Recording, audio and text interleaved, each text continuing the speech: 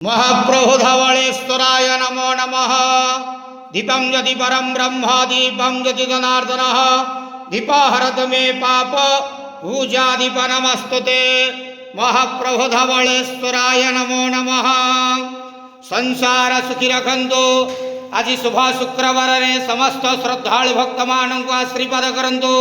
समस्त श्रद्धालु भक्त मानकर मनस्कामना पूर्ण करंतु। कर्म क्षेत्र उन्नति करंतु। ग्रह रिष्टमान खंडन करंतु। जगतर मंगल करंतु। ईश्वर कल्याण करंतु।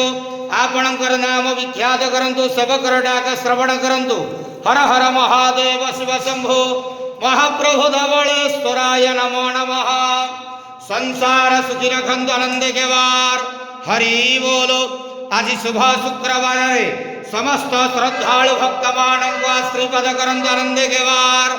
हरि बोलो। बाबा धवलेश्वराय नमः।